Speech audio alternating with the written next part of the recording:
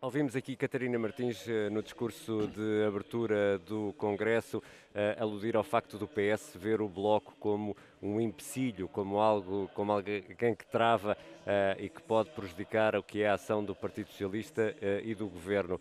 Dizer isto não fecha a porta a possíveis entendimentos, a possíveis conversas. Este nível de críticas não pode prejudicar aquilo que poderia vir a ser novo entendimento?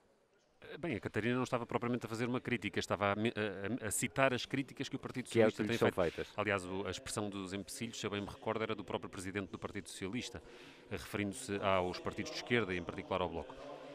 Não, aquilo a que ela se referia em concreto era ao momento e à forma com que o Partido Socialista procurou gerir politicamente o resultado eleitoral de 2019, em que não conseguiu alcançar a maioria absoluta, aliás ficou bastante longe da maioria absoluta.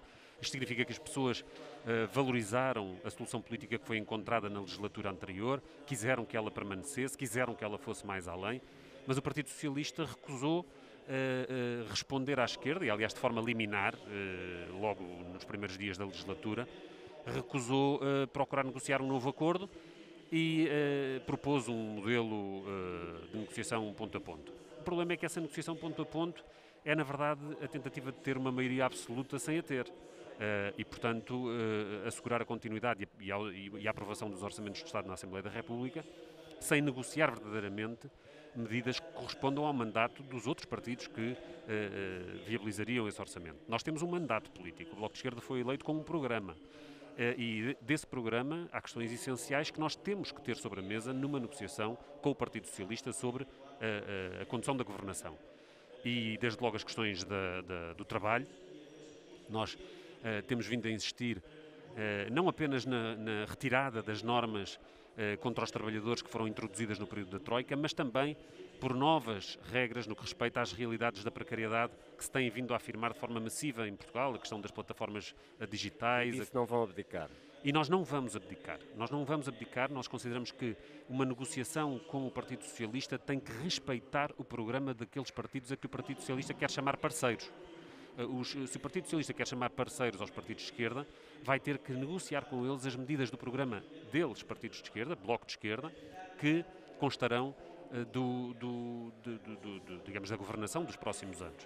E nós não abdicamos de intervir sobre questões centrais da vida do país. Jorge Costa, teremos a oportunidade de falar sobre o futuro também, mas recuando ainda um bocadinho, se é verdade e se é certo que o PS acusa o Bloco de ter sido um empecilho ou de se ter comportado como tal, é verdade que o PS acusa o Bloco de ter desertado. Houve aqui uma tentação do Bloco de, antecipando-se a uma eventual crise económica, fugir à responsabilidade de assumir medidas que podem ser mais duras, impopulares. Houve essa tentação do Bloco? Não sei, o processo foi muito transparente. O Bloco encarregou-se de tornar público o seu caderno de encargos para... Mas é uma acusação que o PS faz ao Bloco, de ter Sim, fugido à responsabilidade eu estou a responder a essa acusação. O Bloco de Esquerda tornou público, em documento, todos os pontos que introduziu na negociação do Orçamento de Estado para 2021. E explicando em que medida é que eles tinham sido aceitos ou, na sua esmagadora maioria, recusados pelo Partido Socialista. E, portanto, do balanço que fizemos dessa negociação, verificou-se que em nenhuma das áreas principais em que o Bloco de Esquerda queria avanços, algumas delas até estão presentes no próprio programa do Governo, mas que o Governo não quer cumprir. É o caso, por exemplo, das carreiras médicas e do desenvolvimento das carreiras do Serviço Nacional de Saúde em geral. Portanto, nós definimos claramente quais eram esses pontos e de que maneira que o Partido Socialista não lhes respondeu. Evidentemente que se a resposta do Partido Socialista tivesse sido outra naqueles pontos, não teria sido possível alcançar um acordo. Dir-me-á, mas é uma recusa a temas difíceis e a medidas difíceis. Nenhum dos pontos que nós propusemos significava a recusa de qualquer medida difícil. O que nós propunhamos era que, sobre o apoio social, houvesse um apoio social robusto e não uma prestação social que foi vendida como uma grande transformação nos apoios sociais e que, passado 2 meses, o próprio Governo reconheceu que aquilo não funcionava. E feito o diagnóstico que está a fazer, há condições para que PS e o Bloco de Esquerda se voltem a entender no futuro? Ou as relações estão de tal forma deterioradas que não vale... que é uma discussão que não se coloca sequer? O Primeiro-Ministro quis introduzir uma dimensão do mundo dos afetos no debate. Nós não fazemos isso. Aqui não há... Hoje Catarina Martins acabou de dizer que o Bloco não tem estados de alma, que não tem Exatamente. ressarcimento. Portanto, isto aqui não é questão de casamentos e divórcios. Isto aqui não é uma questão de casamentos e divórcios. Aqui é uma questão de um debate político entre forças políticas que têm um mandato popular e que têm um programa. E, portanto, um partido que não tem maioria absoluta na Assembleia da República tem que negociar com os outros partidos. Negociar com os outros partidos não é escolher as medidas do seu programa que vai enunciar num putativo acordo. Não. É reconhecer o programa da outra parte e procurar aproximações. Não foi isso que aconteceu. Não foi isso que aconteceu e portanto... E acredita que António Costa pode ter a tentação de dramatizar até ao ponto de romper de vez e procurar a tal maioria absoluta com que sempre sonhou? Eu não sei quais são os planos de António Costa a esse respeito. O que sei é que, se olharmos para a evolução do processo político desta legislatura e se olharmos para as pesquisas de opinião, para as intenções de voto que constam nas sondagens, percebemos que uma manobra de criar uma crise política artificial, que não tem qualquer razão de ser, o país está atravessado de dificuldades grandes, há problemas sociais gravíssimos para resolver, há uma ascensão do populismo que tem que ser respondida, e tem que ser respondida no plano económico e social. Não se pode permitir que continue a impunidade do sistema financeiro e a drenagem de recursos que são essenciais para a resposta social, para alimentar o vórtice da banca, não é? E, portanto, tem que haver essa resposta e nós vamos fazer essa negociação com essa vontade. Falou em duas questões diferentes, eu queria ir a ambas, sobre ainda o orçamento do Estado e sobre a crise política que diz que os portugueses não querem neste momento, que seria errado para o país e pouco prudente. Se o orçamento do Estado, se chegarmos a um cenário em que o orçamento do Estado precisa do voto do Bloco para ser aprovado, o Bloco vai faltar essa chamada? O Bloco de Esquerda já deixou bem claro há muito Voltará tempo. às negociações de boa-fé e quer... Nós fazemos negociações de boa-fé e claras, transparentes perante a opinião pública. Nós dizemos às pessoas o que levamos às negociações. Toda a gente que quiser saber sabe quais são os tópicos que o Bloco de Esquerda procura afirmar e garantir numa negociação do Orçamento do Estado. E se esses tópicos forem satisfeitos, e não vai haver segredo sobre eles, nós apoiaremos, nós viabilizaremos o Orçamento do Estado. E, portanto, é muito simples. Nós não aprovaremos um orçamento que consideremos que seja mau para o país, que consideremos que não responda à situação social. Mas uma das críticas que o Bloco faz é que o também deixa-me dizer Governo uma coisa. não executa os orçamentos que aprova. Que garantias tem que António Costa agora vai fazer de forma diferente? Não, vamos lá ver, há duas coisas. Uma é o facto do Governo ter, face às alterações,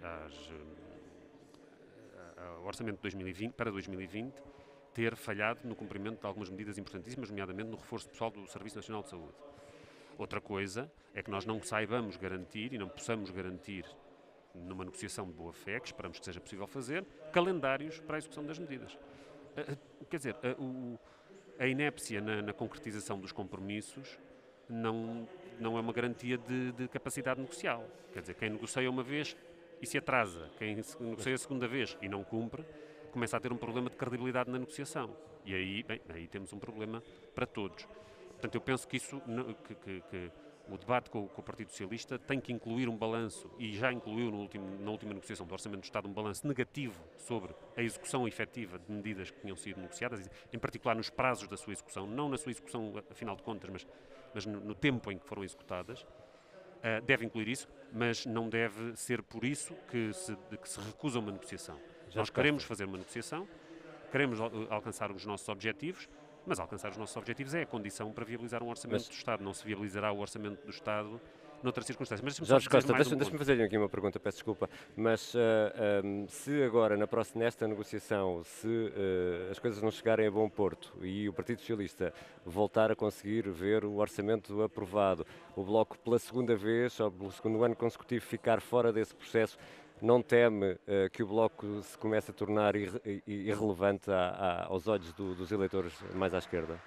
Não, eu julgo que irrelevante será a força política que abdique do seu mandato e da sua representação. Mas acha que o PCP abdica daquilo que são as suas bandeiras para deixar passar o orçamento? Eu acho que, em face de um governo minoritário, como é o do Partido Socialista, se a esquerda for firme e se souber afirmar as suas condições incluindo nas áreas em que o Partido Socialista acha que a esquerda não tem direito à palavra. Portanto, o não PCP não direito tem à sido influência. firme, é isso que está a sugerir. Eu estou a dizer que o Bloco foi firme ao dizer que as questões de legislação laboral, as questões do sistema financeiro, não são zona restrita onde o Bloco e a esquerda não entram. Nós achamos que numa negociação essas áreas de decisão têm que estar abertas à negociação. O Partido Socialista acha que não, acha que na legislação laboral ninguém toca. Mas recuperando a pergunta no sistema financeiro ninguém toca. Pegando a pergunta E é com o PSD que se costuma entender nessas matérias. Recuperando a pergunta do Ricardo e insistindo nela, se o PCP continuar a negociar com o Bloco, com o PS, perdão, o Bloco tem aqui um problema de facto, que é ser irrelevante para as negociações. Não é irrelevante. Irrelevante é o que eu digo. Irrelevante torna-se um partido que não consiga impor a um governo minoritário, para viabilizar os seus orçamentos, avanços e conquistas que sejam importantes para as pessoas.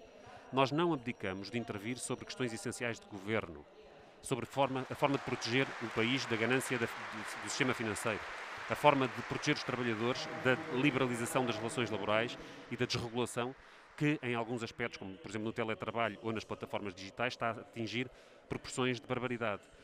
E, portanto, nós não vamos aceitar que essas zonas sejam interditas à esquerda. E é isso que o Partido Socialista tem pretendido.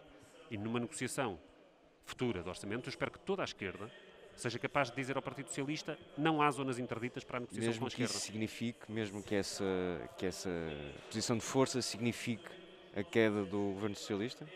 Não há razão nenhuma para uma queda do governo socialista, tanto mais que...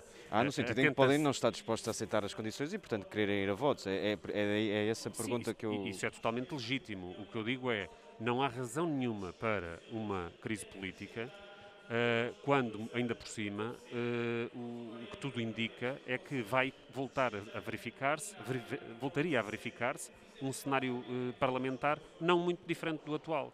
E, portanto, lançar o país para uma crise política, criar um cenário de instabilidade política, em nome de absolutamente nada... Jorge Costa acha que ia ficar tudo mais ou menos na mesma? A nível dos equilíbrios? Estou a falar do que indicam as sondagens de opinião. Portanto, há uma vantagem muito grande em relação aos partidos de direita. Todos os partidos, vamos lá ver, os partidos de direita estão numa minoria em relação à esquerda, em relação a todos os outros partidos, o PS, o Bloco, o PCP, etc. Portanto, há condições para gerar no Parlamento uma maioria a favor de transformações relevantes na vida social portuguesa. Mas para isso é preciso que o Partido Socialista queira fazê-las e que queira para isso fazer uma negociação de boa-fé com a esquerda. Força. Miguel? Só para recuperar uma ideia que Pedro Filipe Soares deixou em entrevista ao Observador e gostava que a comentasse, quando Pedro Filipe Soares disse que no que depender do Bloco de Esquerda, sempre que existir uma maioria de esquerda no Parlamento, portanto mais do que os 115 deputados, a direita nunca voltará ao poder. É um estado de espírito do Bloco, é esse o objetivo, não permitir nunca que a direita chegue ao poder. Bem, não é não permitir nunca que a direita chegue ao poder. Permitir no sentido em que existindo um Bloco, mesmo que o PS seja minoritário, como aconteceu em 2015, haverá sempre, chame-lhe o que quiser, mas haverá sempre uma geringonça. Não foi isso que o Pedro Filipe Soares disse. O que o Pedro Filipe Soares disse foi que, havendo no Parlamento menos deputados de direita do que os outros partidos, do que os dos outros partidos, então os outros partidos, que não são os da direita, têm a obrigação de dialogar para encontrar uma solução política que evite a chegada da direita ao poder. E isso eu concordo absolutamente.